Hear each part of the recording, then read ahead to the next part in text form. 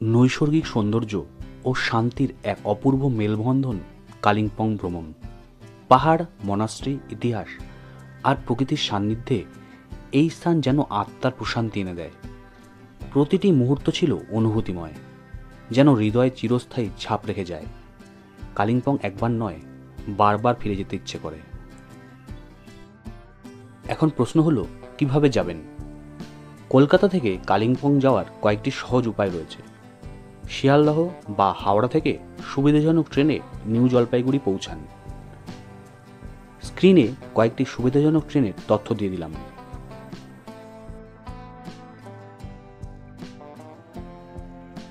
সকাল সকাল এনজেপি পৌঁছে স্টেশনের বাইরের গাড়ি স্ট্যান্ড থেকে প্রাইভেট গাড়ি ভাড়া নিয়ে সরাসরি কালিম্পং যেতে পারেন।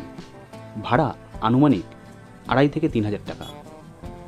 বাজেট ট্রাভেলারদের জন্য এনজেপি স্টেশন থেকে টোটো করে তেনজিং নোরগে বাস স্ট্যান্ডে পৌঁছে সেখান থেকে বাসে কালিম্পং যাওয়া যায়। আর কলকাতা থেকে ফ্লাইটে বাগডোগরা পৌঁছে সেখান থেকেও গাড়িতে সহজেই পৌঁছে যাওয়া যায় কালিম্পং। এখন প্রশ্ন হলো, কালিম্পংয়ে কোথায় থাকবেন? কালিম্পং ট্যাক্সি স্ট্যান্ডের আশেপাশে রয়েছে অনেক ভালো মানের হোটেল ও হোমস্টে, যা ভ্রমণ পিপাসুদের থাকার জন্য অত্যন্ত উপযোগী। আমি ছিলাম ডিউক হোমে, যা এক কথায় অসাধারণ। দূরে পাহাড়ের নৈসর্গিক দৃশ্য আর মনোরম ভিউ এই হোমস্টেকে করে তুলেছে বিশেষ। ডিউকস হোমে থেকে আমি যে অভিজ্ঞতা পেয়েছি তা অনেকের সাথে ভাগ করে নেওয়ার মতন। এই দারুণ ভিউযুক্ত হোমস্টে নিয়ে একটি বিস্তারিত ভিডিও রয়েছে। যদি এখনো না দেখে থাকো তাহলে ডেসক্রিপশনে লিংক দিয়ে দেবো, দেখে নিতে পারো।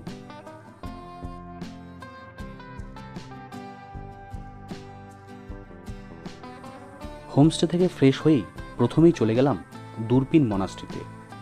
দূরপিন মনাস্ট্রি, যাকে স্থানীয়ভাবে জাংঢক পালরি মনাস্ট্রি বলা হয়, যা কালিম্পংয়ের অন্যতম মনাস্ট্রি।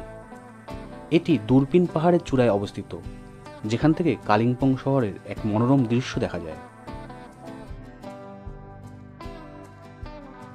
মনাস্ট্রির ভেতরের শান্ত স্নিগ্ধ পরিবেশ, বৌদ্ধ চিত্রকর্ম ও প্রার্থনার ঘণ্টার শব্দ পর্যটকদের মনে এক গভীর প্রশান্তি এনে দেয়। এই মনাস্ট্রিটি 1970 সালে দালাই লামা কর্তৃক উদ্বোধন করা হয়। এখানে তিব্বতীয় বৌদ্ধ ধর্মগ্রন্থগুলির বহু দুর্লভ সংগ্রহ আছে, বিশেষত কাঞ্জুর নামক ধর্মগ্রন্থের ছাপানো কপি, যা তিব্বতের সংস্কৃতিতে অত্যন্ত গুরুত্বপূর্ণ। এক কথায় এই দূরপিন মনাস্ট্রিটি শুধু ধর্মীয় নয়, প্রাকৃতিক সৌন্দর্যের দিক থেকেও অনন্য।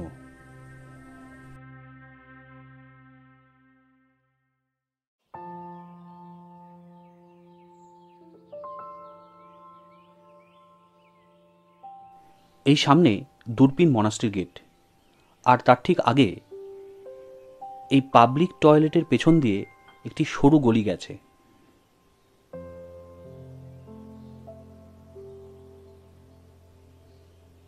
এই যে এই সরু গলি দিয়ে এগিয়ে গেলে পড়বে দূরপিন ভিউ পয়েন্ট।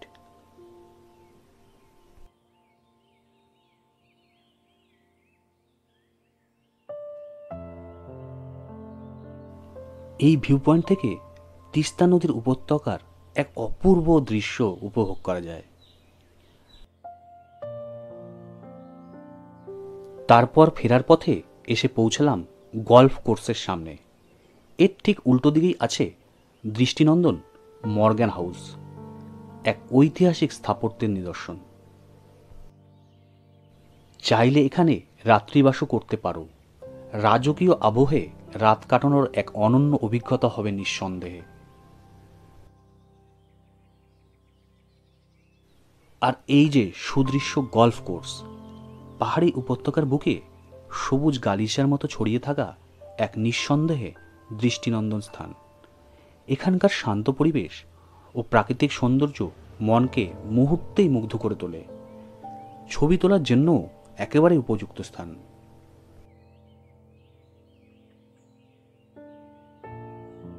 তারপর চলে আসলাম কালিম্পংয়ের ক্রকেটি হাউসে, এক শান্ত পাহাড়ি প্রাসাদ, যেখানে রুশ দার্শনিক হেলেনা রোরিক জীবনের শেষ 7টি বছর কাটান। বর্তমানে এটি একটি জাদুঘর যা রোরিক পরিবারের আধ্যাত্মিক ও সাংস্কৃতিক অবদানকে স্মরণ করে, তবে সাধারণের প্রবেশ নিষেধ। এই হলো ক্রকেটি হাউস, আর এই রাস্তাটি দিয়ে নিচের দিকে গেলে পড়বে কালিম্পং গভর্নমেন্ট পলিটেকনিক কলেজ, আর তার ঠিক আগেই আছে গৌরীপুর হাউস।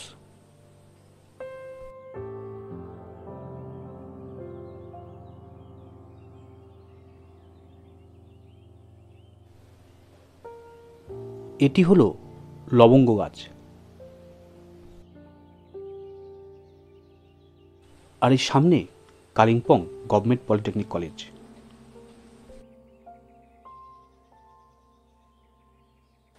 এটি একটি ঐতিহাসিক ভবন যেখানে রবীন্দ্রনাথ ঠাকুর 1938 থেকে 1940 সালের মধ্যে কয়েকবার এসেছিলেন। এখানেই তিনি জন্মদিন কবিতাটি আকাশবাণীর মাধ্যমে আবৃত্তি করেছিলেন। বর্তমানে ভবনটিকে হেরিটেজ ঘোষণা করা হয়েছে এবং তার সংস্কারের কাজ চলছে। এটি সাহিত্যপ্রেমীদের জন্য এক স্মৃতিময় স্থান।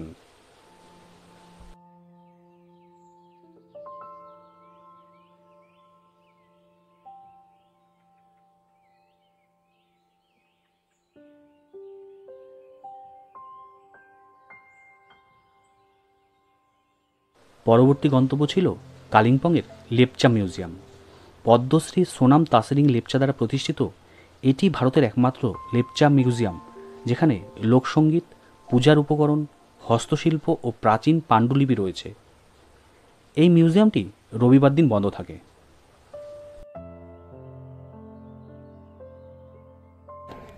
लेप्चा म्यूजियम है।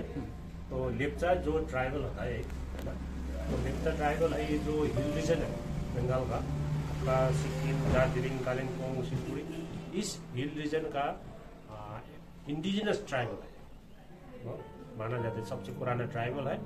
कि हिस्टोरियन बोलता है कि कोई बोलता है कि आप मंगोलियन से आया हुआ है ये, कोई बोलता है बर्मा से, क्या क्या क्या क्या बोलता है। ये लोग हिस्टोरियन तो ये बोलता है कि वो अनुमान लगाते हैं खाली। तो हमारा ये जो फोकलोर होता है, जो हमारा पूर्वज ने जो बताते आए, तो हमारा जो लेप्चा है वो यहीं का पैदाइश है। इसमें भी ये कुछ कुछ मिलता है। तो हमारा पूर्वज यही सामान, ये डोमेस्टिक पर्पस में ज्यादातर ऐसे सामान, ये इम्प्रोवाइज है ज्यादातर, यही सामान यूज करता था। अच्छा ये जो पद्मश्री मिल रहा है, हाँ, ये मेरा पिताजी है। ऐसे करके पद्मश्री, और आपको लगभग पिताजी को 4 नेशनल अवार्ड है। अच्छा, उनमें से ये पद्मश्री, ये सर्टिफिकेट है, ओरिजिनल सर्टिफिकेट है। ये पद्मश्री वाला सर्टिफिकेट ना। हाँ, ये होता है, सब बांस का ही होता है। जैसे कि ये हो गया, उसको हम लोग ताल्युंग बोलता है, ये तुंगियो बोलता है, ये बांस का है। ये औरत लोग का ज्यादातर यूज करता है।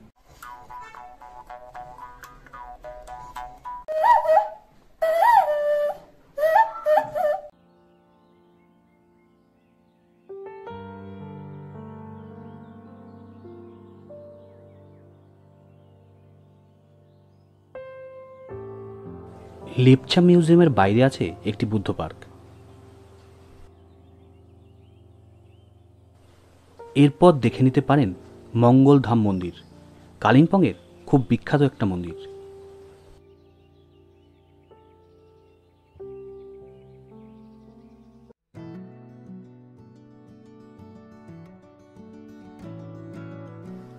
পরদিন সকাল সকাল বেরিয়ে পড়লাম কালিম্পংয়ের বিখ্যাত পাইন ভিউ নার্সারির উদ্দেশ্যে।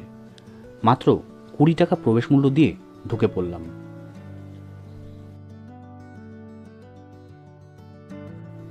এটি বিরল ও বৈচিত্র্যময় ক্যাকটাসের সংগ্রহের জন্য পরিচিত। এখানে 1500-এরও বেশি প্রজাতির ক্যাকটাস ও স্যাকুলেন্ট রয়েছে, যা ভারতের মধ্যে সবচেয়ে বড় ক্যাকটাসের সংগ্রহগুলির মধ্যে একটি। ফটোগ্রাফি ও উদ্ভিদপ্রেমীদের জন্য এটি একটি আদর্শ স্থান।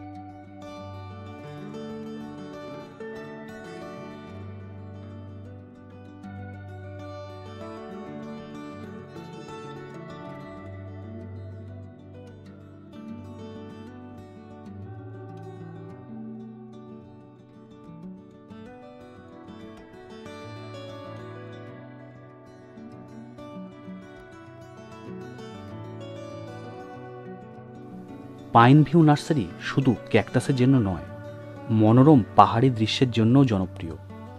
এখানে দেশি বিদেশি নানা ধরনের অর্কিড, ফার্ন ও শোভাবর্ধক গাছ রয়েছে। নার্সারির মালিকানায় রয়েছে এক পরিবার, যারা কয়েক দশক ধরে এই সংগ্রহকে যত্ন করে গড়ে তুলেছে।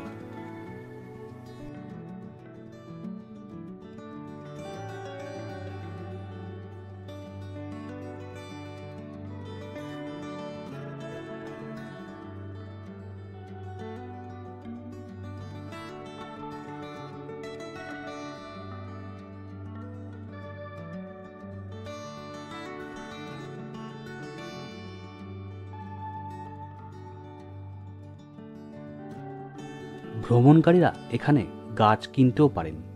প্রবেশ মূল্য সামান্য হলেও অভিজ্ঞতা মূল্যহীন।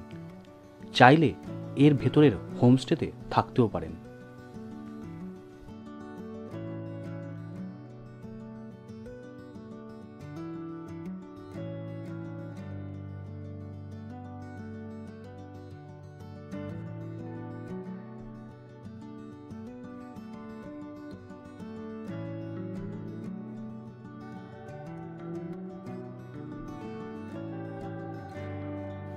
পাইন ভিউ নার্সারির 1 কিলোমিটারের মধ্যেই রয়েছে সেন্ট থেরেসা ক্যাথলিক চার্চ। শান্ত পরিবেশে স্থাপিত এই চার্চটির স্থাপত্যশৈল সত্যিই নজরকাড়া।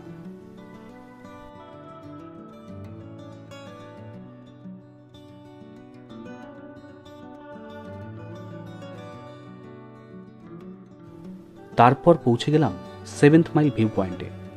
এখানে আছে আই লাভ কালিম্পং লেখা একটি আকর্ষণীয় সাইনেজ। তবে গাছপালা বড় হয়ে যাওয়ায় ভিউ পয়েন্ট থেকে এখন আর আগের মতো দৃশ্য দেখা যায় না। দৃশ্য অনেকটাই বাধাপ্রাপ্ত হয়। তবে জায়গাটি ছবি তোলার জন্য জনপ্রিয়। এরপর গন্তব্য ছিল ম্যাকফার্লেন মেমোরিয়াল চার্চ, কালিম্পংয়ের অন্যতম প্রাচীন ও ঐতিহাসিক গির্জা।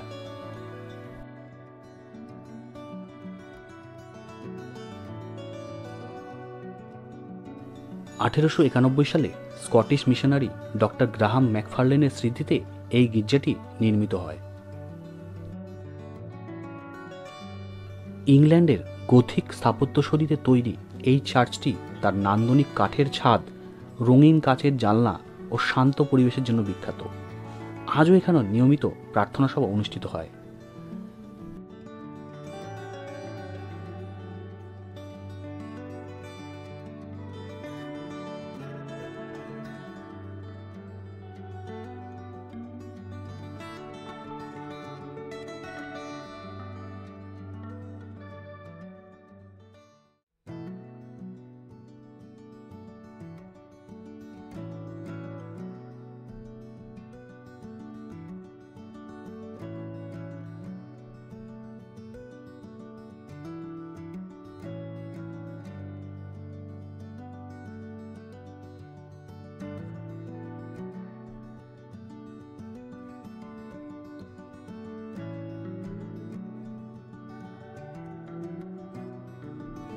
চার্চ থেকে বেরিয়ে পৌঁছে গেলাম কেডেন থারপা চোলিং মনাস্ট্রিতে, যা কালিম্পংয়ের অন্যতম প্রাচীন ঐতিহাসিক মনাস্ট্রি।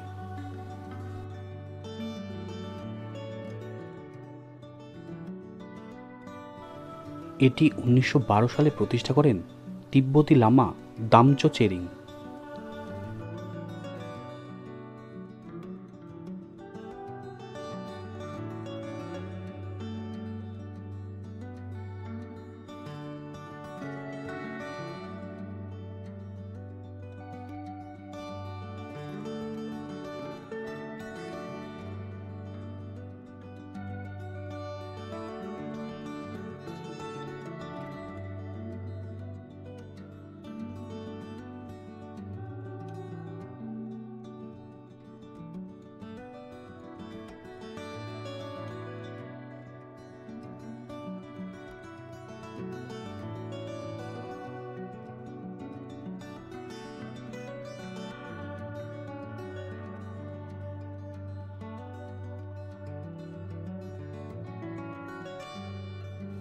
মনাস্ট্রিতে রয়েছে বিশাল পদ্মসম্ভব মূর্তি, অতি প্রাচীন থাঙ্কা বা বৌদ্ধ চিত্রকলা ও মূল্যবান ধর্মগ্রন্থ।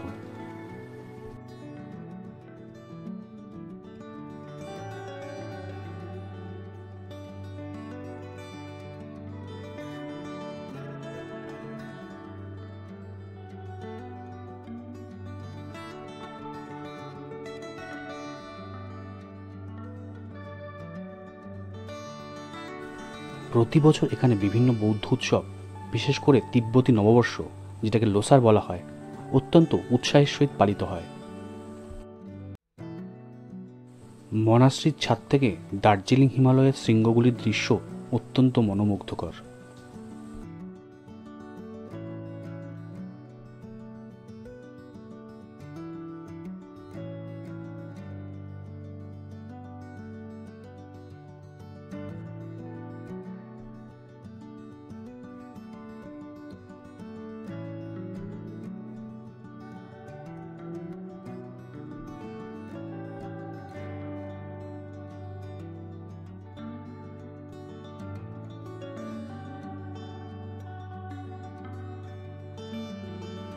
ভোরে ও সন্ধ্যায় এখানে প্রার্থনা হয়, যার ধ্বনি মনকে গভীরভাবে ছুঁয়ে যায়।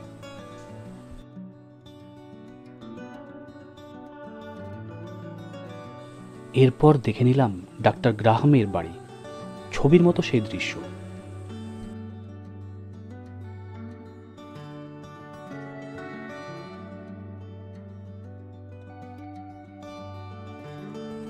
তারপর ডেলোর উদ্দেশ্যে রওনা দিলাম। পথে দেখে নিলাম বুদ্ধ স্ট্যাচু ও পার্ক।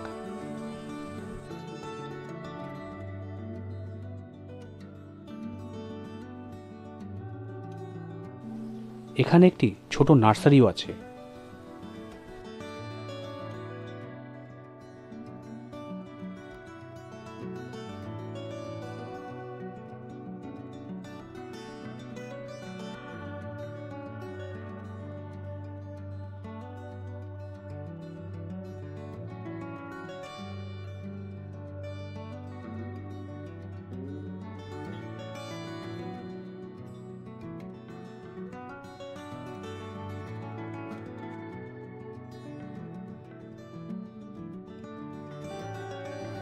এইবার পেট পুজোর পালা। ডেলোর মোড়ে রাস্তার উপর পেয়ে গেলাম রেইসিভ রুফটপ রেস্টুরেন্ট।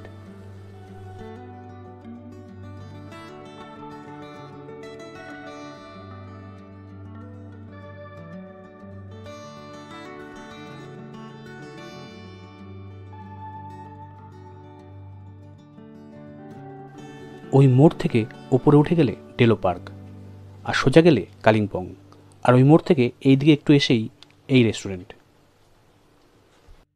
লাঞ্চে ছিল সাদা ভাত, স্যালাড, ডিমের কারি, তার সাথে ডাল ও পাঁপড়।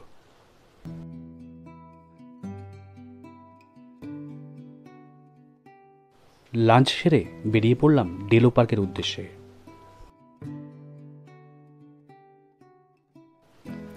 পথে দেখে নিলাম প্যারাগ্লাইডিং করানোর অনেক সংস্থার লোকজন বসে আছে। প্যারাগ্লাইডিংয়ের জন্য ডেলো এক জনপ্রিয় স্থান।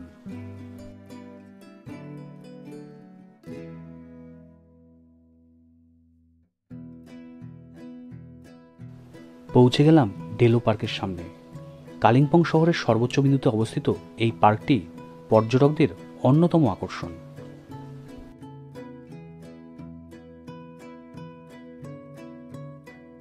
এখানেই রয়েছে ডেলো ট্যুরিস্ট লজ, যেখানে রাত্রিবাসের সুযোগ আছে।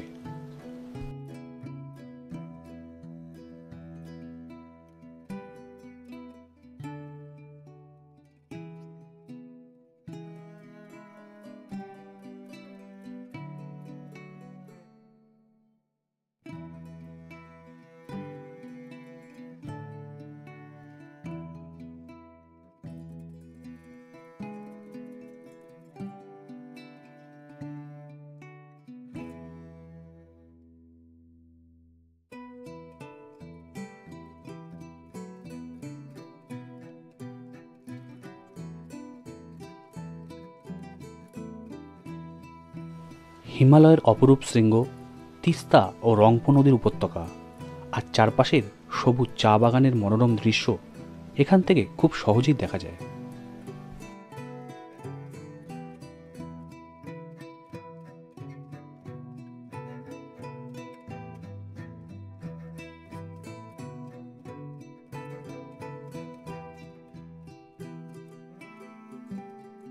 পার্কে রয়েছে সুসজ্জিত ফুলের বাগান, কিডস জোন, বসার জায়গা ও ঘোড়ায় চড়ার ব্যবস্থা।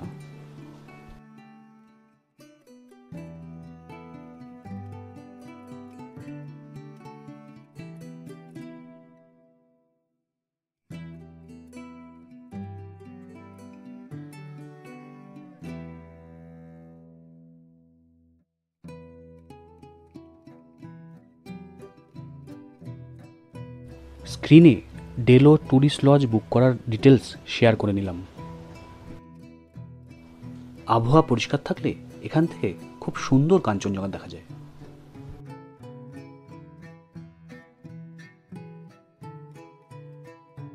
মেঘেরা বয়ে চলেছে নিচ দিয়ে এক মায়াবী প্রকৃতি তৈরি করে। এখানে বেশ কিছুটা সময় হাতে নিয়ে আসবেন, আসলে আর যেতে ইচ্ছে করবে না।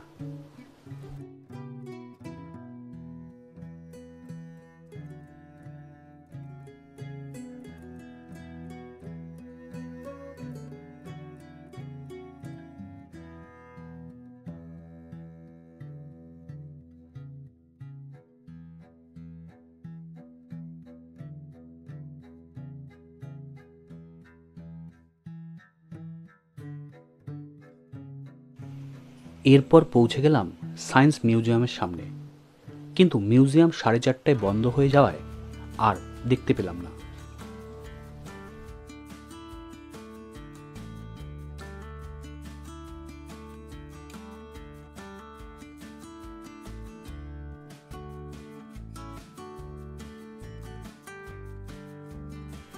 এইদিকে ডেলো পার্ক। ডেলো পার্ক থেকে কিছুটা নিচে নেমে আসতেই চোখে পড়ল দালাপচাঁদ বৌদ্ধ মনাস্ট্রি।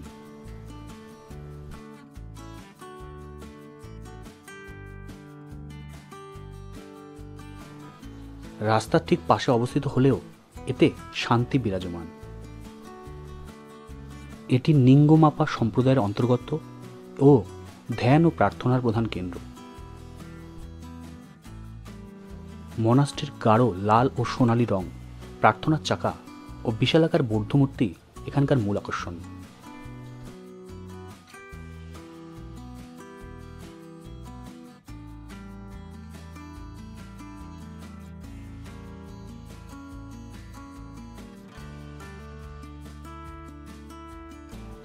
আরও কিছুটা এগিয়ে এসে চোখে পড়ল হনুমান মন্দির।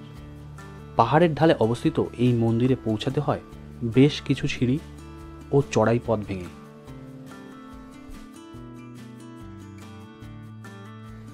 উপরে উঠে চোখ মেলতেই দেখতে পেলাম এক বিশালাকার অপরূপ হনুমান মূর্তি আর এক শান্ত পরিবেশ।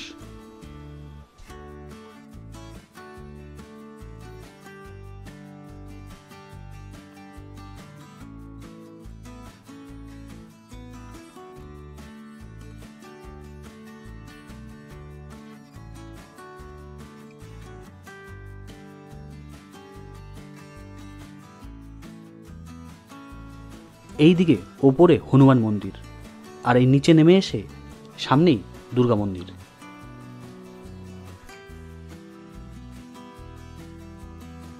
খুবই সাজানো গোছানো এই মন্দির পরিসর।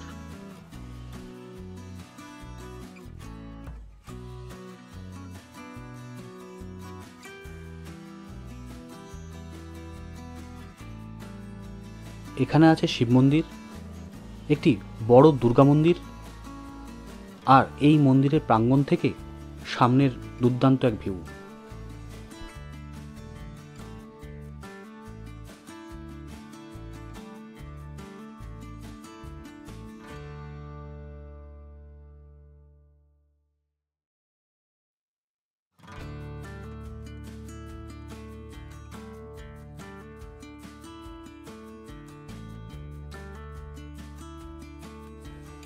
এই সামনে এসডি অফিস, আর তার এই দিকে আছে প্যারামাউন্ট স্কুল, আর এই সামনে আছে ইনকাম ট্যাক্সের অফিস। আর তার ঠিক পাশেই একটু ভেতরে ক্যাফে কালিম্পং।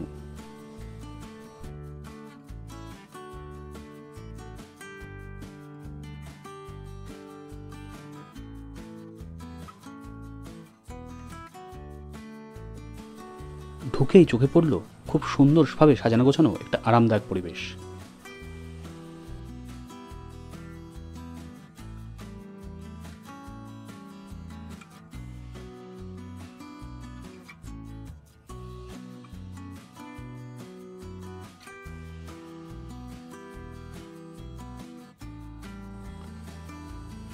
চারদিকটা খোলা, খুব সুন্দর সাজানো গোছানো একটা পরিবেশ, আর যতদূর চোখ যায় শুধু প্রাকৃতিক সৌন্দর্য। সামনে গাছে ঝুলছে অ্যাভোকাড্রো ফল।